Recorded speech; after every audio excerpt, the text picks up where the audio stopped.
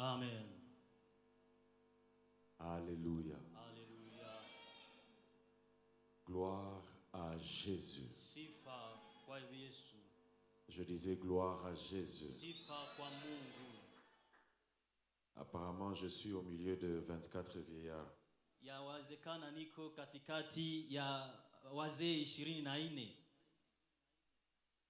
Gloire à Jésus. Sifa kwa Mungu. Alléluia. Amen. Alléluia. Amen. Nous bénissons Dieu pour Tunambariki Mungu kwa wakati huu, ce jour qu'il nous a encore donné kwa siku hii ambayo ameweza kutupea, et nous lui faisons confiance par rapport à la suite de ce programme. na tunamtegemea kwa ajili ya mpango wote unaobaki. Mais avant que nous ne puissions aller plus loin, Ila bado kabla tuende mbali, j'aimerais que tu saches que la seule star de la maison, c'est Jésus. nitapenda ujue kwamba mwenye nyumba ni Yesu Kristo. Est-ce que moi et toi, nous pouvons Je, applaudir mimi la na seule wewe star de la twaweza soirée, kumshangilia Jésus? Yesu Kristo ambaye ni mwenye nyumba Est-ce qu'on hii? peut se lever et Je, pousser des twaweza cris de simama, joie tusifu Bwana, kelele na yawe à l'honneur de notre Seigneur kwa et Sauveur utukufu wa Jésus? Bwana wetu, mfalme wetu. Est-ce que tu peux faire quelque Je, chose que tu n'as jamais fait Unaweza pendant fanya que tu es kile en train bado de hujakifanya, célébrer Dieu? tukiwa tukimsifu Mungu. Il mérite, il le Anastahili, mérite, anastahili, il le mérite. anastahili. Exagère encore. Waweza tena kuifanya zaidi.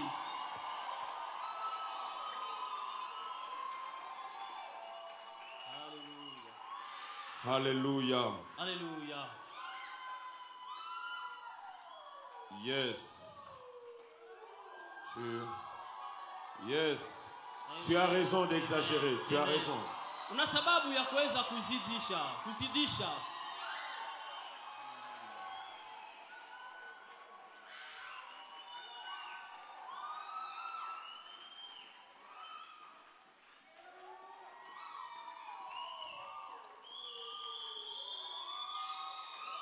Yes. Yes. Amen. Alors, Alafu j'aimerais prier et puis nous allons lire la parole. Tu restes debout s'il te plaît. nataka kuomba na hapo tutasoma neno la Mungu, tubaki wima, samahani. Seigneur, je dis amen à tout ce que papa a dit comme prière. Mungu, nasema amina kwa yote baba amesema katika maombi. J'aimerais simplement te dire ces deux autres choses. Nataka kuambia tu mambo mawili haya tena. La première, tu sais bien et je te l'ai dit, je n'ai rien à dire. La kwanza waijua, nalisema sina la kusema. Et que donc dépose ta parole en moi afin que je parle. Hivyo basi weka neno lako ndani mwangu ili niseme. Mais la deuxième chose, Père, Ila jambo la pili baba, je te promets de te rendre à toi et à toi seul nasema kwamba nitabaki kukutukuza wewe mwenyewe Mungu. toute la gloire. Utukufu Au nom de Jésus, katika jina la Yesu. amen. Amina. Nous prenons nos Bibles, nous sommes dans Romains au chapitre 4.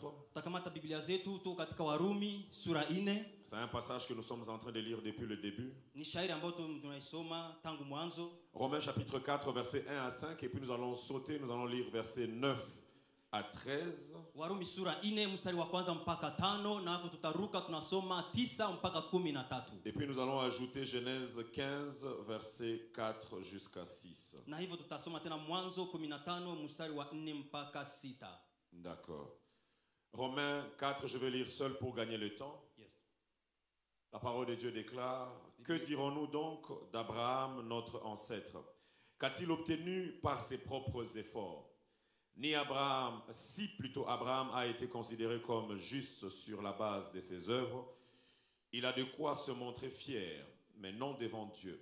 En effet, que dit l'Écriture? Abraham a eu confiance en Dieu et cela lui a été compté comme justice. Or, si quelqu'un accomplit quelque chose, le salaire est porté à son compte non comme une grâce, mais comme un dû. Par contre, si quelqu'un ne fait rien, mais croit en celui qui déclare juste l'impie, sa foi lui est comptée comme justice. Verset 9. Ce bonheur n'est-il pas pour les circoncis, ou bien est-il également pour les incirconcis? En effet, nous disons que la foi d'Abraham lui a été comptée comme justice. Quand donc a-t-elle été portée à son compte? Est-ce après ou avant sa circoncision? Ce n'était pas après sa circoncision, mais bien alors qu'il était incirconcis. Et il a reçu le signe de la circoncision comme le gage de la justice qu'il avait obtenue par la foi, alors qu'il était incirconcis. Il est ainsi le Père de tous les incirconcis qui croient, afin que la justice soit aussi portée à leur compte. Il est aussi le Père des circoncis, qui ne se contentent pas d'être circoncis, mais qui marchent aussi sur les traces de la foi de notre ancêtre Abraham, quand il était encore incirconcis. En effet, ce n'est pas par la loi que la promesse de recevoir le monde en héritage a été faite à Abraham ou à sa descendance, mais c'est par la justice de la foi. Nous allons dans Genèse chapitre 15. Tutasoma katika Mwanzo sura 15 Nous prenons du verset 4 au verset 6. mstari wa 4 mpaka wa 6. Alors l'Éternel lui adressa la parole. Ce n'est pas lui qui sera ton héritier, mais bien celui qui naîtra de toi. Après l'avoir conduit dehors, il dit, regarde vers le ciel et compte les étoiles. Si tu peux les compter, il lui affirma, telle sera ta descendance. Verset 6. Abraham eut confiance en l'Éternel, que le lui compta comme justice, parole du Seigneur. Amen. Merci beaucoup, nous pouvons nous rasseoir. Asante sana, tutaweza kuketi. Alors tu peux m'aider à saluer ton voisin de gauche et de droite et tu lui dis bienvenue dans la présence Waweza du nisaidia Seigneur. kusalimia aliye kando yako kushoto kuume, ukimwambia karibuni nyumbani mwa Bwana. Alors, aujourd'hui, je n'ai pas beaucoup de temps, mais je vais essayer de maximiser le peu de temps que j'ai. Leo sina muda mwingi ila nitaweza kutumia vizuri muda ninao.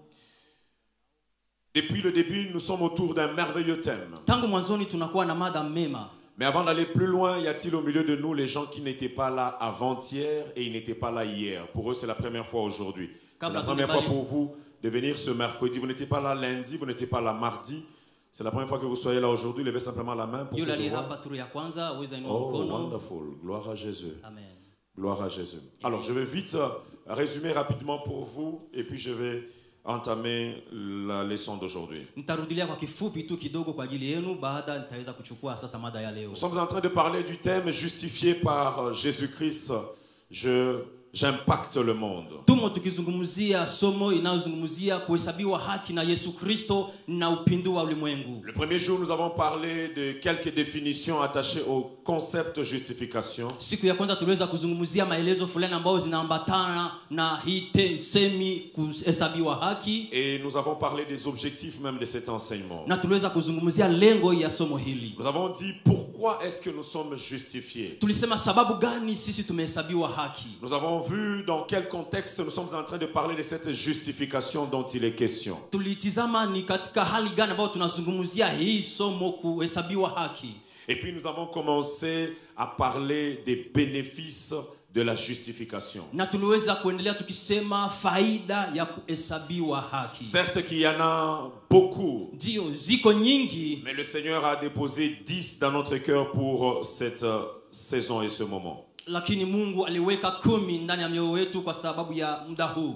Et le premier bénéfice de Na la faida ya kwanza, justification, nous avions dit que c'était de nous redonner l'identité. Ilikuwa kusema kwamba ni kutupea tena sisi anwani yetu.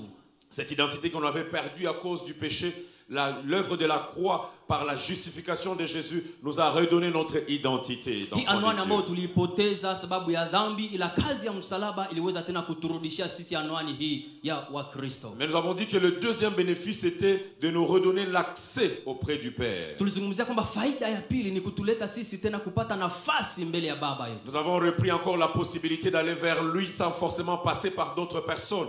Aujourd'hui, toi et moi, nous pouvons directement parler au Père. Tuliweza kuona namna gani tumepata neema ya kufikia Baba bila kupita kwa mtu mwingine ambao leo mimi na wewe tuweza kumfikia Mungu Baba. Mais nous avons aussi dit que le troisième bénéfice c'était de nous repositionner. Tuliweza kuzungumzia kwamba faida ya tatu ni kuweza tena kutupea sisi nafasi, kutushimika.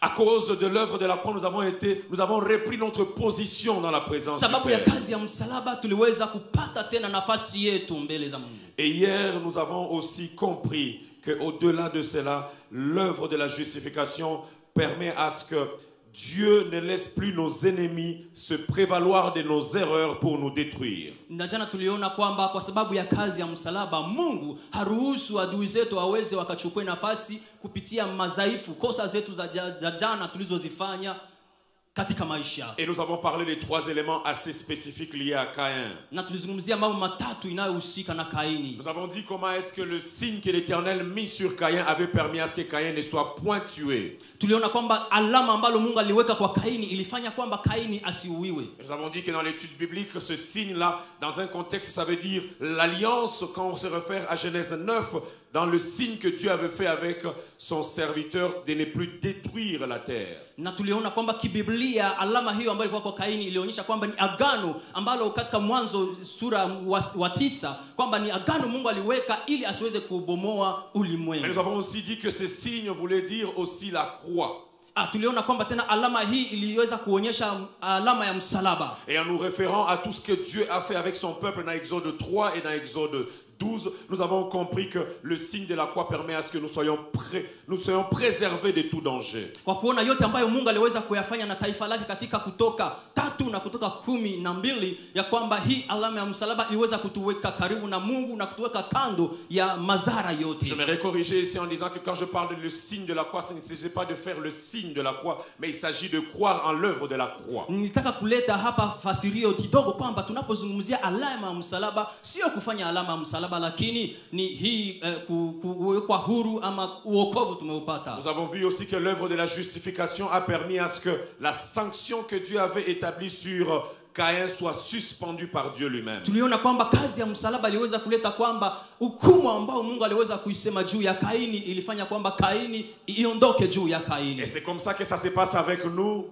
Na ni hivyo inafanyika na sisi kwetu. Nous qui étions déjà qualifiés à être condamnés à cause de l'œuvre de la croix, la condamnation restait suspendue par celui-même qui l'avait établi, le Dieu. Sisi ambao tulikuwa tumehukumiwa zamani, hii kazi ya msalaba imefanya kwamba hukumu ituondokee na tupate tena neema. Nous avons vu aussi que à cause de cela, na tuliona pia sababu ya hiyo, Caïn était capable à cause de la justification de faire plus que ce qu'il n'était capable de faire. Kaini aliweza kuifanya zaidi ya yale aliweza kuyafanya kupitia hii kuhesabiwa haki. Et c'est là que nous avons vu que cultivateur de son essence, il était capable aussi de s'investir même dans la construction en étant architecte. Na ni hapo tuliweza kutizama yeye alikuwa mlimaji lakini aliweza kuwa tena na nguvu, uwezo wa kufanya ujenzi pia.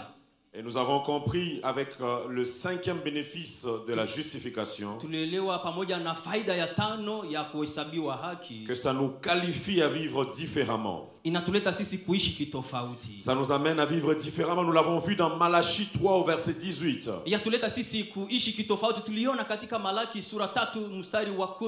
Et c'est avec Malachie que nous étions en train d'atterrir. Nous avons parlé du Dieu du à nouveau. Le Dieu qui a fait avec nous alliance en ces lieux en disant qu'il va désormais mettre encore la différence entre les justes, ceux qui sont en train d'écouter cette parole de la justification, et les méchants.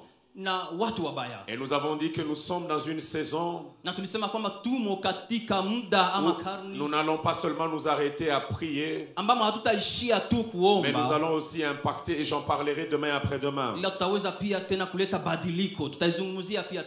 Et pour ceux qui étaient là hier, nous avons dit l'onction, Jésus, l'argent et le diable. Alléluia. Amen. Gloire à Jésus. Amen. Alors aujourd'hui, nous allons parler du 6e bénéfice. J'espère que par la grâce de Dieu on arrivera jusqu'au 10e. Nous allons parler du 6e bénéfice de la justification. Le 6e bénéfice de la justification, c'est que de la même manière qu'à la croix Christ a fait un échange en prenant tout ce qui était lié, tout ce qui était dû à nous en tant qu'humains, et en nous donnant ce qui était à lui en tant que fils de Dieu. na kutupatia yale ambayo yalikuwa yake yeye kama mwana wa Mungu. Jésus était en train de passer un message attaché à l'œuvre de la croix. Yesu alikuwa akipitisha ujumbe unaoambatana na msalaba. Le message qu'il était en train de nous le donner, il le répète même par la suite. Habari ama ujumbe alikuwa akitupatia anauzungumza hapo baadaye. Quand vous lisez Colossiens chapitre 3 verset 1 jusqu'à 9, Unapozungumzia Wakolosai sura 3 mstari wa kwanza mpaka wa 9, la Bible est en train de parler clairement. Biblia inazungumza wazi. Et elle dit, c'est avec le Christ que vous avez été réveillés de la mort. Na inasema ni pamoja na Yesu Kristo ndipo tumetoshwa toka wafu. La Bible ajoute en disant, cherchez donc les choses d'en haut, là où le Christ se trouve assis à la droite de Dieu. Biblia inaendelea ikisema tafuteni basi mambo yaliyo juu ambako Mungu Baba wetu. Il dit, le but de votre vie est en haut et non sur la terre. Anazungumza kwamba maisha yetu yako juu mbinguni hapana duniani. Oui, vous êtes passé par la mort et votre vie est cachée avec le Christ en Dieu. Mumeipitia mauti na maisha yenu yanafichwa ndani ya Kristo, ndani ya Baba Mungu wetu. Votre vie est cachée. Maisha yenu yanafichikwa. Votre vie est cachée Maisha yenu yamo avec le Christ en Dieu. pamoja na Kristo ndani ya Mungu. Suivez-moi très bien. Nifuatilie Ici, vizuri. la Bible dit Biblia inasema que hapa ma vie uzima wangu est cachée avec le Christ. unafichwa pamoja na Ça veut dire Yesu. que ma vie est en Christ Nikisema maisha yangu yako ndani ya Kristo avec Dieu. On est ensemble. pamoja na Mungu. Tupo pamoja. Mais quand nous lisons la Bible, Lakini tunaposoma Biblia, la Bible, Paul est en train de dire Biblia Paulo anakuwa akizungumza que ici sur la terre, kwamba hapa duniani ce n'est pas moi qui vis, si mimi ninayeishi, mais c'est Jésus qui vit en moi. ila ni Kristo anayeishi ndani mwangu. On est ensemble. Tupo pamoja. Alors, deux choses que vous devez retenir ici. Alafu mambo mawili ambayo inabidi tusikie hapa. Le sixième bénéfice de la justification, Faida ya sita ya kuhesabiwa haki il fait que inafanya kwamba devant le Père au ciel, mbele ya Baba huko mbinguni ma vie est cachée en Christ. maisha yangu yamo ndani ya Kristo. Ça veut dire que quand le Père regarde le Fils, Inamaanisha wakati Mungu anaona mwana, il me voit au travers de son Fils. ananiona na mimi kupitia mwana wake. Voilà pourquoi il peut dire que tout ce que vous demanderez au Père en mon nom, Ndio kwa maana naweza sema yote mtayaomba kwa Baba kwa jina langu, il le fera pour vous. ataifanya Ça veut kwenu. dire que la voix qu'il écoutera, Anasema sauti ama c'est ma voix parce que vous aurez demandé sous mon mandat. maana mtakuwa mmeiomba kupitia mimi. Ça veut dire que devant le Père, Inamaanisha mbele ya Baba Dieu te voit au travers du Fils. Mungu anakuona kupitia mwana. Devant le Père, Mbele ya Mungu Dieu t'entend au travers du Fils. Mungu anakusikiliza kupitia Devant le mwana. Mbele ya Père, Dieu Baba t'accepte au travers du Mungu Fils. anakusamini kupitia Mais maintenant, quand nous arrivons sur la terre, alafu tunapofika ulimwenguni Paul est en train de Paulo dire, anakuwa akisema ce n'est plus moi si qui vis, mimi ninaishi, c'est Jésus qui ila vit en Kristo moi. anaishi ndani Ça mwangu. se passe maintenant autrement. Yafatikana katika Quand nous arrivons mara sur la mwingine. terre, Tunapofika hapa ulimwenguni, lorsque les hommes te regardent, watu wanapokuona ils ne te voient pas toi, hawakuone mais ils wewe, voient celui qui est en toi. wanaona aliye ndani Parce mwako. que c'est celui qui est en toi Maana ni yule aliye ndani qui mwako reflète l'image qui ndiye réside en anaonyesha toi. picha ya Je yule suis venu ndani dire mwako. à quelqu'un, Nilikuja sema na mtu Le hapa. sixième bénéfice de la Faida ya justification, sita ya c'est kuhesabiwa haki qu'au ciel, ni kwamba mbinguni Dieu te voit au travers du Fils. Mungu anakuona Mais kupitia sur la mwana. terre, Duniani, les hommes voient Christ au Watu travers de wanaona toi. Kristo ndani Oh, mwako. je ne sais pas à qui je parlais. Sijui nazungumza kwa Je suis nani. venu dire à quelqu'un Nimekuja sema na mtu que hapa. désormais, tu es Tangulia. considéré comme la lettre de Dieu sur la terre. Tangu leo waonekana kuwa Lorsque mtu wa les Mungu hommes hapa. te regarderont, Watu ils wanapokutizama liront les écrits du Christ en toi. wanaona picha ya Mungu ndani Lorsque mwako. les hommes t'entendront parler, Watu wakikusikiliza ils entendront akizungumza Christ parler au travers de toi. wanasikiliza Mungu kupitia Lorsque wewe. les hommes te verront poser les gestes, Watu wanapoona ils se diront unaoyatenda ça ce n'est pas un homme. watasema huyu Il si n'y a que mtu. Dieu qui peut faire Ni ça. Mungu tu ndiye Je anaweza. vois quelqu'un qui à partir de cet enseignement, na imani mtu mmoja kupitia quand tu vas mafundisho rentrer haya à la maison, utaporudi quand tu nyumbani parleras à la maison, utaposema on se nyumbani dira jamais nous n'avons eu un enfant qui a parlé comme watasema toi. hatujaonaka mtu anayezungumza hivi. Kwa nini? Pourquoi? Kwa nini? Parce que celui qui est en Sababu toi, aliye ndani il mwako parlera au travers de toi atasema kupitia et on wewe le verra au travers na de toi. watamuona kupitia Je suis wewe. en train de voir une génération. Nakuwa nikiona Après umati ce wa watu café chrétien, ambao baada ya nous allons mkutano huu embraser la ville de Goma. tutaweza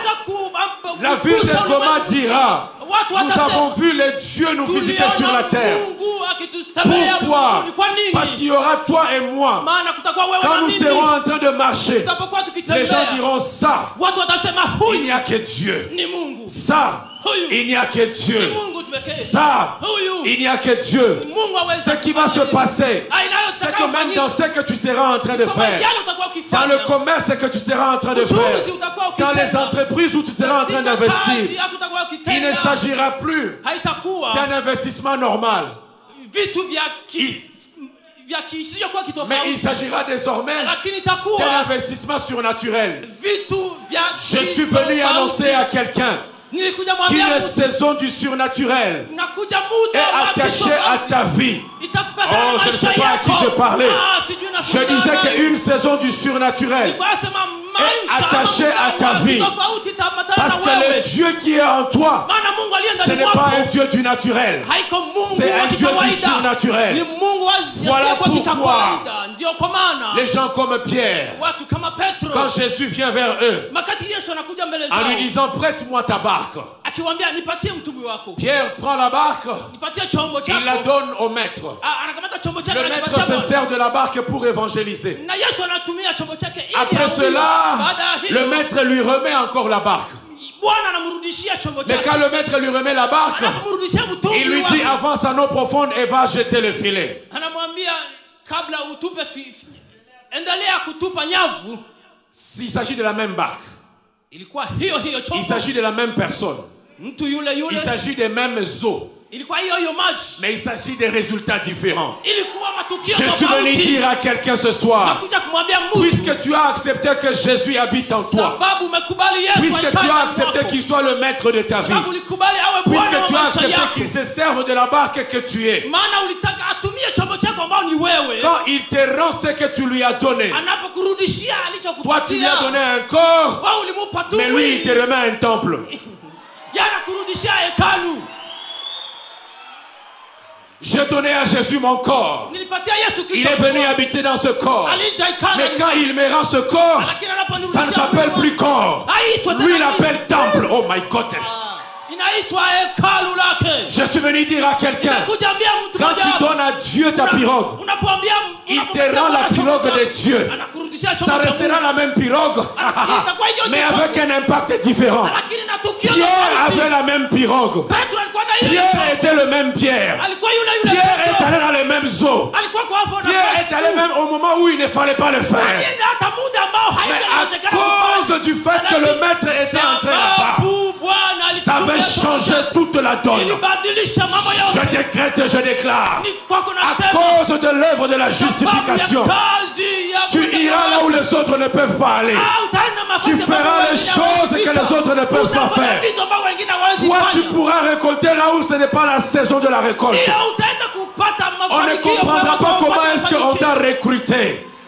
Parce que ton recrutement sera du domaine du surnaturel. Maana kuchaguliwa kwako itakuwa Je ne sais pas à qui je suis en train de parler. Sijui inasema na Je nani. disais que le bénéfice de la justification, Kwa sema faida ya il kuhesabiwa permet haki que tu commences à manifester inafanya kwa les uweze choses kuonyesha qui étaient en lui. vitu vilikuwa ndani Voilà mwake. pourquoi Papa Moni, Ndio kwa maana baba la Moni, Bible dit, Biblia c'est inasema Jésus lui-même qui parle. ni Yesu Kristo Il anasema, dit, anasema si vous croyez en moi, ukiamini, si vous reconnaissez l'œuvre que j'ai faite, ukisamini kazi il dit niliyoifanya, ceci, anasema vous ferez mutafanya ce que moi je fais, yale mimi ninayafanya ce que j'aime avec la Bible. ninayoipenda na Il ne Biblia. se limite pas là. Aishie hapo. Il dit ceci, Anasema et hivi, vous ferez na mutafanya plus que ce que j'ai fait, zaidi ya yale parce que je m'en vais niliyofanya. au Père. Maana naenda mbinguni Ya, kwa ya, Baba. ya, ya, ya, ya, ya, ya. Je comprends par là Nasikia naelewa que hapo Dieu m'a fait une passe en or. kwamba Bwana Il m'a atatupatia. dit ceci, Anasema hivi, chérie, Jerry, le minimum que tu vas faire sur la terre, kidogo utaifanya c'est ce que ulimwenguni. moi j'ai fait. Ni yale mimi nilifanya. Mais toi, tu es qualifié Lakini wewe à faire umehesabiwa plus que ce que j'ai kufanya fait. zaidi ya yale C'est niliyofanya. pourquoi quand je me Ndio lève, kwa maana je ninaposimama regarde, natizama, je me dis qu'est-ce que mon Seigneur a nasema fait. nini Bwana wangu Il a alifanya? guéri les malades, Aliponya wagonjwa. c'est ma portion. Anifanye Je kwangu na guérirai aussi mimi. les malades. Na mimi nitaponya Qu'est-ce que mon wagonjwa. Seigneur a fait? Yale Bwana Il a alifanya. vaincu le péché. Il Alishinda habite en dhambi. moi. Anakana Je suis qualifié pour vaincre le péché. Qu'est-ce que mon maître a fait? Nini Bwana wangu Il a alifanya? chassé les démons. Alifukuza mapepo. Oh, il y a les démons qui sont là. Ah, mapepo Je suis zipo. rassuré Na mimi na que j'ai le uhakika. mandat de Nitaweza- chasser les démons. Ninaweza fukuza Mais mapepo. parce qu'à l'époque de mon maître, Lakini sababu ya Bwana il n'y wangu avait pas d'internet. hakukuwa Il ne pouvait pas atteindre des milliers de gens au même moment. mtandao. Moi, l'internet aujourd'hui. Mimi nina mtandao. J'utilise mon WhatsApp. Natumikisha J'utilise mtandao. mes statuts Natumikisha pour parler de mtandao. Jésus. Ili niseme kwa J'utilise Yesu. la radio. Natumikisha J'utilise mes radio. appels pour Natumikisha parler de yote Jésus. ili niseme kwa Yesu. Oh! Haleluya. Le bénéfice de la justification, Faida ya kuhesabiwa haki c'est de révéler Christ ni en kuufundisha étant en Kristo. moi qui suis humain. Kiwa ndani mwangu mimi Je suis venu mwanadamu. dire à quelqu'un, Nakuja kusema na mtu de la même manière que Pierre, hivyo hivyo il Petro s'agira de la même barque.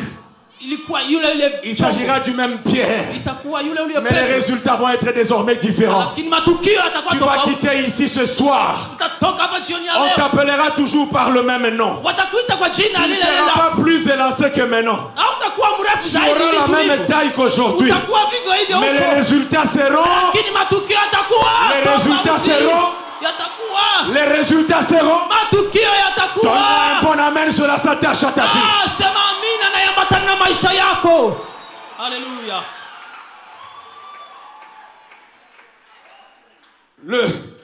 Le septième bénéfice Faida ya saba de la justification. ya hii kuhesabiwa haki. Nous lisons ensemble la parole de Dieu. Tasoma pamoja neno la Mungu. Nous allons lire Galates 3 Wagalatia 3 au verset 9. mstari wa 9. Et puis nous lirons Genèse 11 Na hapo tasoma Mwanzo 11 au verset 31.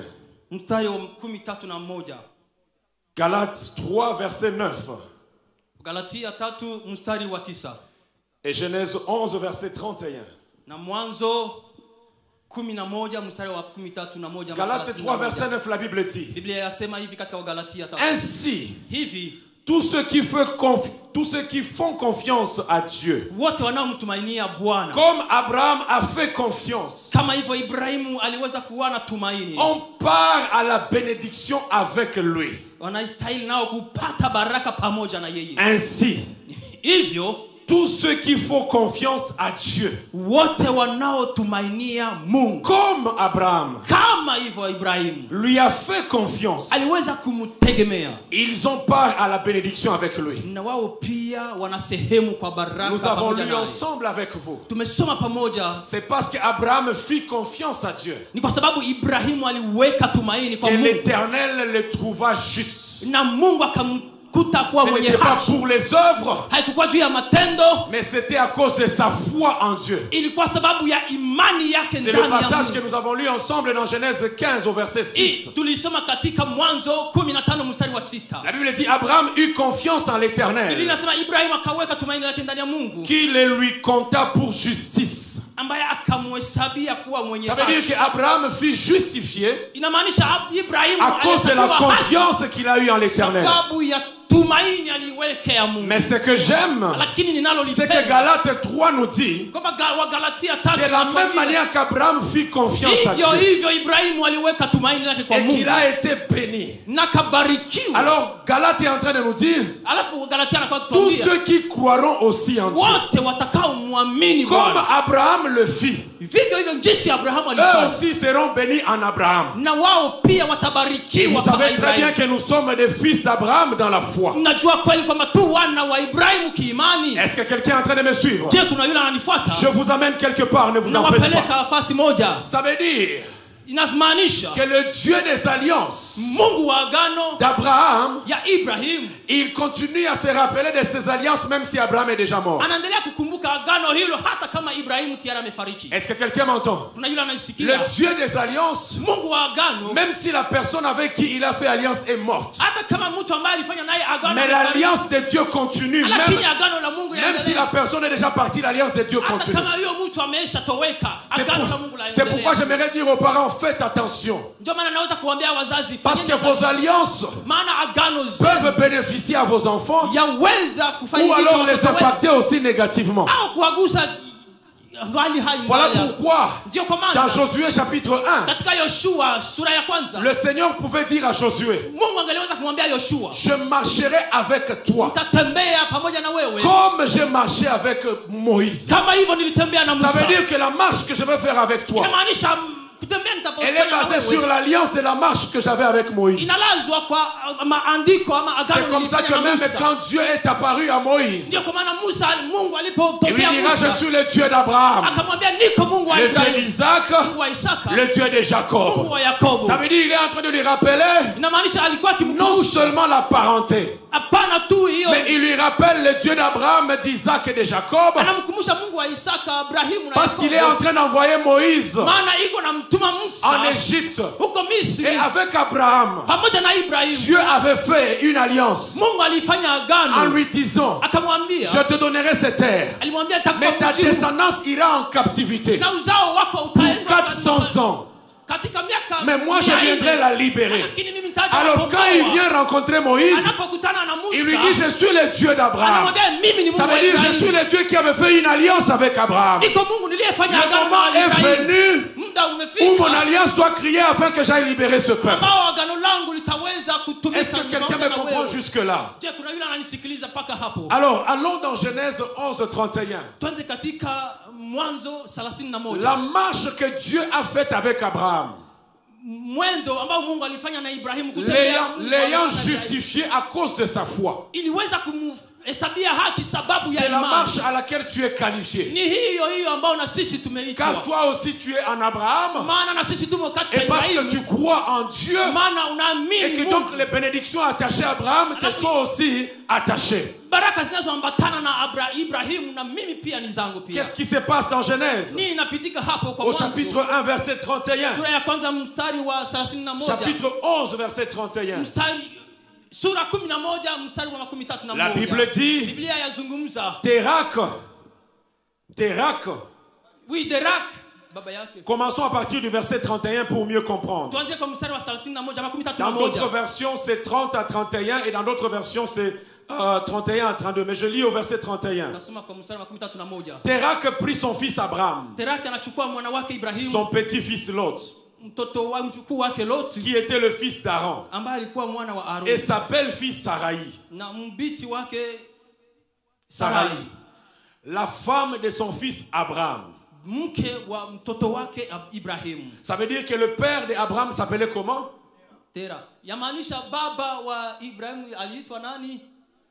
Parfait. Ils sortirent ensemble d'Ur en Chaldée pour se rendre dans le pays de Canaan. Pour se rendre où? Pour se rendre où? Très bien. Pour se rendre à Canaan. Mais arrivé à Charan, ils s'y installèrent. Et le verset 32 dit, Térak vécut 205 ans. Puis il mourut à Charan. Térak est mort où? Il est mort où? Et il était sorti pour aller où? Il devait aller à Canaan, mais il est mort à... Il est mort à Charan, n'est-ce pas? Lis avec moi maintenant Genèse 15. Verset 6 jusqu'à 9. La Bible dit, Abraham a confiance dans le Seigneur. C'est pourquoi le Seigneur le reconnaît comme juste. Ça veut dire ceci, que Genèse 11 est venu avant Genèse 15. On est ensemble. Et quand Genèse 15 arrive, la Bible dit qu'Abraham a eu confiance dans le Seigneur. C'est pourquoi le Seigneur le reconnaît juste. Et il dit à Abraham, c'est moi le Seigneur qui t'ai fait sortir d'Ur. Vous vous rappelez, Charan et Abraham, ils avaient quitté Ur ensemble, n'est-ce pas? Je t'ai fait sortir d'Ur en Babylonie. J'ai voulu que le pays où tu es maintenant soit à toi. Abraham demande, Seigneur, comment savoir qu'il sera à moi?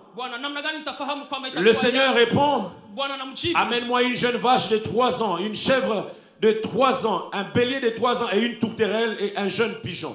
Niletee mafugo hazo ya miezi 3, kondoo, mbuzi na ngombe. Écoutez maintenant Sikiliza sasa. le 7e bénéfice. Faida ya 7. Abraham est né Ibrahim amezaliwa de Terak. Terak. Terak a reçu, Terakle baba yake alipokea la voix de Dieu lui disant, sauti ya Mungu ikimwambia, quitte Ur toka huko et Uria part à Canaan. na uende Kanaan. Mais ils arrivent à Charan. Wanafika huko Sharan. La Bible dit qu'ils se sont installés à Charan. Wakabaki hapo. Ça veut dire ceci, Inamaanisha hivi, que quand ils se sont installés là-bas, walipokaa hapo, le père d'Abraham qui est Terak, baba ya Ibrahimu ambaye alikuwa Terak, il n'a pas vu Canaan là où il devait aller. hakuona Kanaani ambako aliweza Parce kwenda. que quand ils ont quitté Ur, maana walipotoka huko la Uria, destination était walielekea Canaan. Kanaan. Mais ils sont arrivés à Charan, Alafu walipofika ils Sharan, se sont installés là-bas, wakaketi hapo, et wakabaki Terak hapo. est mort à 205 ans. Na Teraka kafariki hapo kwa miaka Le 207. 5e bénéfice de la justification. Faida ya 7 ya Quand kuhesabiwa. vous entrez dans Genèse 15, Unapoingia katika Mwanzo la Bible dit 15, que quand Abraham a été reconnu juste, Biblia inasema wakati Ibrahimu c'est alihesabiwa kwa mwenye alors haki, ni hapo que la parole que Dieu avait sortie pendant que son père était encore vivant, neno ambalo Mungu aliweza kusema muda ambao baba yake alikuwa en kingali lui mzima, disant tu vas à Canaan. akamwambia utaenda C'est là Kanaani. que Dieu dit Ni hapo Bwana anasema que cette terre où tu te trouves, katika udongo huu qui était Canaan, ambao ni je te Kanaani donne. nakupatia. Qu'est-ce que cela veut dire? Yamaanisha nini? Lorsqu'il y a la justification, Wakati kunakuwa kuhesabiwa haki, Dieu brise dans ta vie Mungu anavunja katika maisha le yako cycle des inachevés. kufuatana ya vitu ambavyo havilikuwa havikutimilika. Alléluia. Alléluia. Ça veut dire que dans le sang du père d'Abraham, Maanisha katika damu ya baba il y ya avait de Ibrahimu, l'inachevé. kulikuwa vitu ambavyo Dieu lui dit havikutimilika. tu dois arriver à Canaan. Mungu anamwambia utafika Mais il Kanaani. n'arrive pas à Canaan, il s'arrête à... Afike Kanaani à Charan. Shara. Alors Abraham, Alafu quand Ibrahimu il a fait confiance à Dieu, alipotia tegemeo Dieu lake lui kwa a Mungu, donné la possibilité Mungu akampatia hiyo d'accomplir ce que le Père avait ya commencé. kuweza kutimiliza Je suis yale venu dire baba à yake quelqu'un alianza. ici, Anakuja mwambia Mungu à hapa, cause de la justification, sababu ya kuhesabiwa toi tu haki, accompliras ce que tes parents n'ont pas wewe fait. utatimiza yale ambayo Toi wazazi tu wako iras là où tes parents ne sont pas allés. utaenda nafasi Oh, ambayo je ne wazazi sais pas à wako qui je suis en train de parler. sijui nazungumzia Si ton nani. père s'est arrêté à Kama Goma baba yako alishia à Goma cause de la justification, kwa sababu ya kuhesabiwa j'ouvre haki, les portes, toi tu vas au-delà. mlango wako Je unafunguka. voyais quelqu'un qui voyait seulement Bukavu. Nilikuwa naona Je mtu ne anaona parle pas de Bukavu. Sizungumzia tu Je Bukavu. dis que Dieu ouvre les portes des Kwa nations sababu pour Bwana toi. anafungua milango ya Tu mataifa. feras ce que papa n'a pas fait. Utafanya yale ambayo baba Si yako papa a hakufanya. laissé une seule maison, Kama baba yako aliacha nyumba je moja, décrète et je déclare que toi, nazungumza na le tabiri minimum kwako. que tu auras, ça sera 2. Yale utapata kidogo ni mimi. Je suis venu dire à quelqu'un, Ninakuja sema na mtu si hapa. ton père a été connu seulement dans votre commune, Kama baba yako alijulikana tu. le mtu Dieu wewe. des inachevés, Mungu ambaye il a brisé cela. alivunja hayo. Il te donne de Anakupatia pouvoir aller au-delà de la commune. kwenda zaidi ya On ne commune. parlera pas de toi Atasema na comme un wewe. conseiller municipal. Atazungumzia na wewe Toi kama tu mshauri es, tu. toi tu es qualifié Wewe umewekwa pour aller ili et kuenda être ministre provincial. uwe hata Mais mwenyazi. parce que tu as la foi, Ila kwa sababu je una te vois imani, dépasser le ministère provincial. utavukia hata kuwa Tu vas au waziri wa ministère national. jimbo, utaenda Oh, kuwa mais kwa- parce que toi tu as la foi, le national ne saura pas te contenir. kwa nchi nzima haitakuwezea. Ceux qui me donnent amen, ils sont qualifiés pour ces Wale choses. wanasema amen, hao Toi tu entres wanakuwa au-delà du national. unaenda zaidi hata ya nchi. Le Dieu qui brise Mungu anayevunja le cycle des inachevés, vitu visivyoweza il se kuishi. levait auprès d'Abraham. Amesimama pembeni ya Oh Ibrahimu. non, dans notre famille, Sisi katika jamaa nous letu commençons les études sans les finir. tunaanza masomo Je suis hatumaliza. venu t'annoncer Nakuja que le kukutangazia. Dieu de la justification, Mungu wa kuhesabiwa il va te permettre non seulement de finir, atakuruhusu mais tu ne vas pas kumaliza t'arrêter à la licence. na kufika Toi, huko tu vas juu faire le kwa chuo cha PhD. juu. Hata kufanya masomo Oh, makuu. nous Hallelujah. commençons le parcours sur la terre. Eti sisi tunaanza hapa tu Et duniani. on nous a dit que nous, on n'achève pas. Na walituambia sisi hatumalizaki. Moi, je suis venu dire à quelqu'un Ndio kwa maana nimekuja ambia que si chez toi, kwako on kama avait dit que walisema eux, ils finiront seulement à 50 ans. eti wao wataishia tu miaka 15. Je suis venu t'annoncer une bonne nouvelle. Nimekuja kutangazia habari Nous, njema. nous sommes de la génération Sisi tuko où wale nous allons remettre les centenaires sur la terre. ambao tutaleta hata Oh, je ne sais pas à qui je parlais. Sijui nazungumzia Nous na aurons nani. le minimum ici. kidogo hapa Oh, unafanya. la foi vient de ce que tu entends, Imani inaja na yale mais unayasikia. aussi ce que tu déclares de ta bouche. Prends Yale acte. unayazungumzia. Nous qui sommes ici, Sisi tulio nous hapa allons atteindre la centaine. tutaweza kufikia hata 100 Nous ya aurons miaka. 100 ans. Tutafikia Et miaka comme 100. notre père Abraham, Kama hivyo baba la yetu Bible Ibrahim. dit qu'il a eu une heureuse vieillesse. Biblia inasema alipata uzee. Nous, on ne va pas mzuri. avoir une vieillesse où on est comme ça. Tutakuwa uzee hivi. Nous aurons une vieillesse avec onction, Tutakuwa na uzee une wa vieillesse upako. avec impact, une vieillesse où nous continuerons à parler de Jésus. Je suis venu dire à quelqu'un, si dans ta famille, on a dit qu'eux, ils commencent les affaires, mais les affaires ont toujours des limites. Le Dieu de la justification, il vient briser les limites, et toi tu es appelé à prospérer. Si moi j'étais à ta place, je me serais levé et faire un pas pour dire que moi je traverse. Je traverse ce que mes parents ont fait. Je traverse ce que ma famille a fait. Je traverse ce que ma mère a fait. Je traverse ce que mon père a fait. Je ne serai pas limité. Je ne serai pas limité. Je traverse ce que les autres ont fait. Donne-moi un bon amen. Donne-moi un bon amen. Donne-moi un bon amen. Je suis venu dire à quelqu'un ce soir que l'œuvre de la justification permet de briser le cycle des inachevés. Si tu crois en ce Seigneur, il est capable de dire que c'est fini la saison où les pères ont péché et ce sont les fils qui doivent payer le prix. Si avec moi je ne suis pas mon père, si avec moi je ne suis pas ma mère, c'est l'âme qui a péché qui mourra. Mais moi je ne serai pas limité à cause de l'œuvre de la justification. Tu me donnes un bon amen, cela s'attache à toi.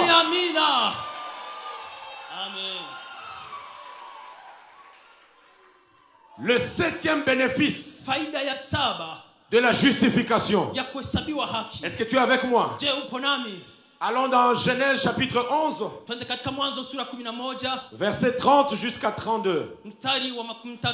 Et puis nous allons aussi lire Genèse chapitre 21, verset 15, verset 1 jusqu'à 2. Genèse 11, verset 30 à 32. La Bible dit Sarai était stérile. Elle n'avait pas d'enfant. Terak, je peux m'arrêter à 30 pour gagner le temps. Sarai était stérile.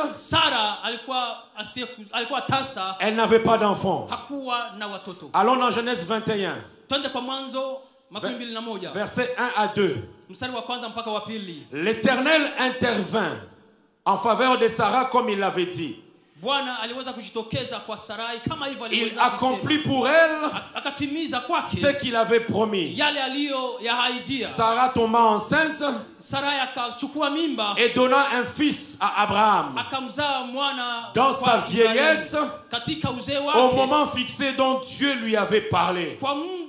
Le 8e bénéfice de la justification, c'est que la justification, elle vient briser toutes sortes de stérilité. Avant que Abraham ne soit reconnu juste, dans Genèse 15, dans Genèse 11, la Bible nous présente Sarah comme une stérile, quelqu'un qui ne peut pas avoir d'enfant. Mais après qu'Abraham eut été reconnu juste,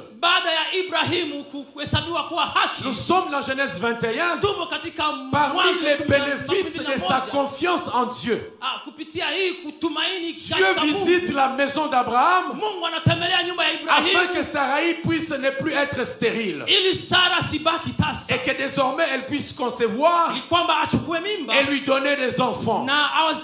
Je suis venu dire à quelqu'un ce soir, à cause de l'œuvre de la justification, tout ce qui ne produisait plus dans ta vie, ça va commencer à produire au nom de Jésus. Je ne sais pas à qui je parle. Tout ce qui ne produisait plus dans ta vie, je déclare que le Dieu de Papa Banyene, il va faire que ça commence à produire. Même si à l'école, tu n'arrivais plus à être productif au niveau de l'intelligence, à cause du Dieu de la justification, le Dieu de notre papa Banyene, désormais à partir d'aujourd'hui, je prie que Dieu renouvelle ton intelligence. Le Dieu de Daniel, qui a donné à Daniel une intelligence 10 fois supérieure, je prie qu'il te donne aussi la même portion. Hier on t'a eu avec 50, l'année passée tu as fini avec 50. Mais cette année, je te vois avoir 70%. Je te vois avoir 70%. Pourquoi? Parce que le Dieu de la justification, il est venu pour briser toute stérilité. Toi qui étais dans les affaires, mais les affaires n'arrivent plus à produire.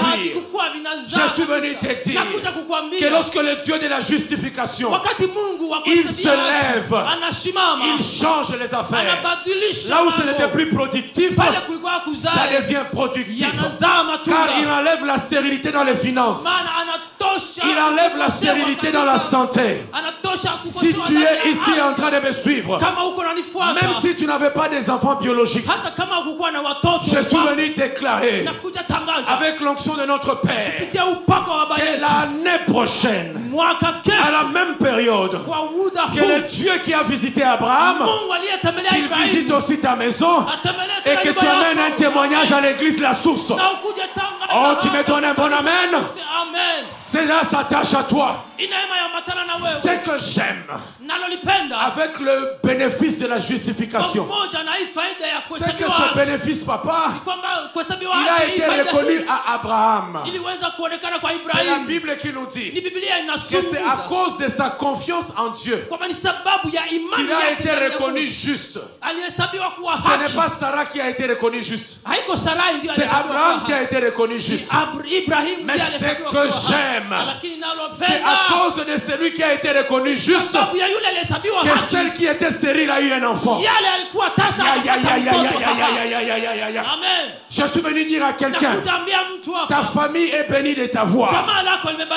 Ta famille est bénie de ta voix. La justification n'est pas venue pour tout le monde, mais à cause de ta présence dans ta famille, les choses vont changer. À cause d'Abraham, Sarah pouvait avoir des enfants. À cause de toi, ton père aura du travail. À cause de toi, ton finances vont aller de l'avant. À cause de toi, ta maman va avoir des enfants. À cause de toi, vous allez aller de l'avant. Pourquoi?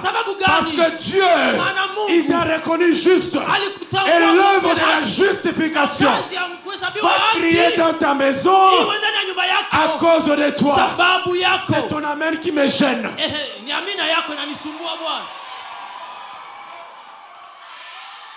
Amen. Je peux dire la dernière chose. Quand la justification vient, le 9e bénéfice de la justification. Je vais m'arrêter là comme ça. Papa Bamenye va m'appeler encore pour vous donner le 10e. Alléluia. Le 10e bénéfice de la justification. 9e, pardon. Le 9e bénéfice de la justification, c'est qu'Abraham, avant qu'il ne soit reconnu juste, on ne parlait même pas de lui. Quand il fallait quitter Ur, on a parlé à son père. Et même quand vous regardez dans le livre de Genèse 11, pendant qu'on lit la progéniture, son nom vient vers la fin. Ça veut dire qu'il passe incognito. Mais quand il est reconnu juste, Abraham, Dieu est reconnu juste, l'Éternel te donne un grand nom. Tu ne passes plus inaperçu. Toutes les nations qui viendront sur la terre, ils sauront qu'il y a un père qui s'appelle Abraham. Le 9e bénéfice de la justification, c'est que l'Éternel brise l'anonymat. Alléluia. Amen. Dis à ton voisin, ce n'est que question de temps. Dis au voisin de l'autre côté, ce n'est que question de temps. Je suis venu dire à quelqu'un, c'est fini la saison où le nom de ta famille part comme si vous n'aviez jamais existé sur la terre.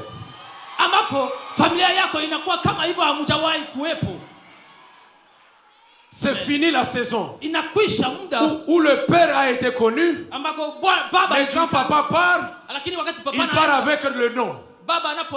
C'est fini cette saison. Nous annonçons à cause du Dieu de la justification.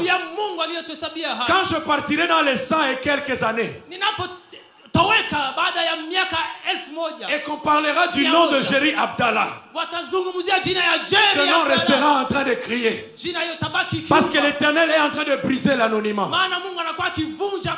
Si aujourd'hui on peut circuler et parler des pères, les gens comme les Baba Idi Nabala, les gens comme les Jacques-André Verneau, et on commence à parler aussi des Papa Banyene. Demain ce sera de toi qu'on va parler. C'est de toi qu'on va parler. Je ne parlais pas à ton voisin, je parlais de toi. Même si ton voisin est jaloux, tu dis Amen, ça s'attache à toi. Je suis venu te dire que le Dieu de la justification, il brise l'anonymat. Il brise l'anonymat. Ce qui est sur le point de sortir de toi te fera connaître même lorsque tu ne seras pas là. C'est pourquoi j'aime les gens comme Anne. Anne est en train de pleurer. Elle pleure parce qu'elle n'a rien. Mais elle trouve son refuge dans le Seigneur. Elle pleure, mais elle place sa confiance en Dieu. Malgré que Pénina est en train de la perturber, Anne continue à pleurer devant le trône. Quand l'Éternel visite Anne, la Bible me dit qu'elle a eu un fils. Et son fils s'appelle Samuel. Papa Banyene, je ne sais pas, vous êtes père. Vous avez fait la théologie. Vous avez certainement lu la Bible plus que moi. Mais quand je lis de Genèse à Apocalypse, je n'ai pas trouvé un seul livre de la Bible qui porte le nom de Anne. Et pourtant, la personne qui se mettait à genoux, la personne à qui Dieu avait fait justice, c'était Anne. Mais lorsque je regarde la Bible, il n'y a pas un seul livre qui porte le nom de Anne. Mais écoutez maintenant ce qui se passe. Quand tu lis la Bible, tu rencontres un Samuel. Tu ne peux pas finir un Samuel sans lire au sujet de Anne. Je suis venu dire à quelqu'un, c'est que Dieu est sur le point de faire sortir de toi. Ça fera parler de toi. Ça fera parler de toi. Ça fera parler de toi. Anne, Samuel fera qu'on parle de toi. Samuel fera qu'on parle de toi, Anne. La renommée que Dieu est sur le point de te donner, ça fera parler de toi à Goma. Goma est petit, ça fera de toi parler en RDC. La RDC est petite, ça fera parler de toi en Afrique. L'Afrique ne saura pas contenir. L'Éternel va amener ton nom.